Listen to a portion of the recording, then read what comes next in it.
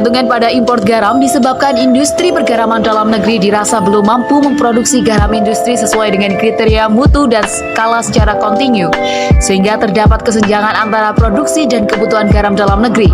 Beberapa faktor yang menyebabkan tingginya impor garam di Indonesia ialah teknologi produksi yang dirasa belum mampu untuk menghasilkan kuantitas dan kualitas garam yang sesuai dengan kebutuhan industri serta ketergantungan pada iklim dan cuaca.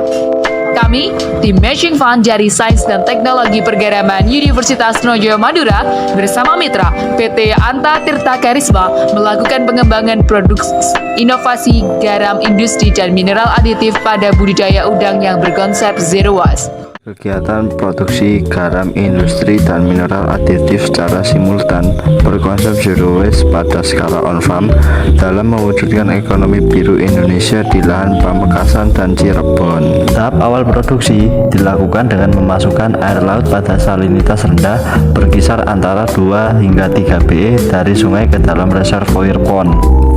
Air laut pada reservoir pond tersebut kemudian dipindahkan ke dalam evaporator pond 1, 2, dan 3. Tujuan kegiatan pemindahan ini dilakukan untuk mengendapkan soluble matter pada air laut berupa lumpur dan sampah serta menaikkan kadar kepekatan air laut. Proses produksi air tua untuk mendapatkan produk garam industri beserta mineral aditifnya menggunakan metode penguapan atau evaporasi dan pengendapan bertingkat. Langkah pertama yaitu air laut dengan kepekatan 3 BE pada reservoir pond dialirkan menuju ke evaporator pond 1, 2, dan 3 untuk mendapatkan kepekatan air sebesar 18 BE. Perlakuan selanjutnya adalah penyimpanan air laut salinitas 18 derajat BE dari evaporator pond dipindahkan ke dalam drain pond untuk penampungan sementara.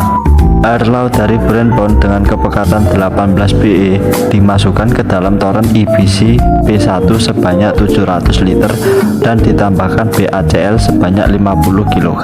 Sampel diaduk hingga homogen dan didiamkan selama 24 jam untuk memisahkan cairan dan endapan. Tahap selanjutnya, air laut di P1 dipindahkan ke dalam toren IBC P2 sebanyak 500 liter. Air di P2 ini diambil sebanyak 2 bak dan dicampur dengan NaOH sebanyak 27 kg. Kemudian aduk hingga homogen. Air yang telah homogen tersebut dicampur kembali ke toren IBC P2, lalu aduk kembali hingga homogen. Tunggu selama 40 jam hingga cairan dan endapan terpisah. Tahapan akhir adalah penetralan air laut pada P3.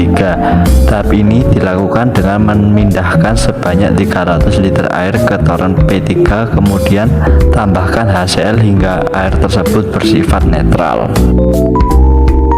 Air yang telah netral dipindahkan ke meja kristalisasi. Proses berikutnya adalah pemanenan garam di kristalizer pond atau meja kristalisasi. Tahap selanjutnya, produk yang telah dipanen dilakukan proses penirisan, penjemuran, dan penyimpanan.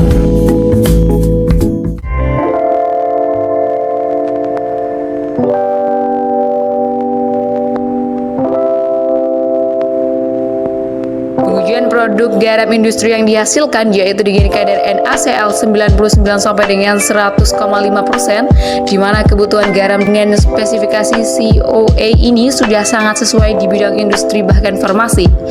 Produk aditif mineral udang yang dihasilkan dari kegiatan ini diantaranya kalsium, magnesium humat dengan spesifikasi kalsium 20%, magnesium 10%, serta humic acid 10%. Produk lainnya yang dapat dihasilkan yaitu senyawa barium sulfat dengan spesifikasi 99,5% yang diaplikasikan pada produk-produk komersil bahan pembuatan kertas, cat, tinta, serta karet.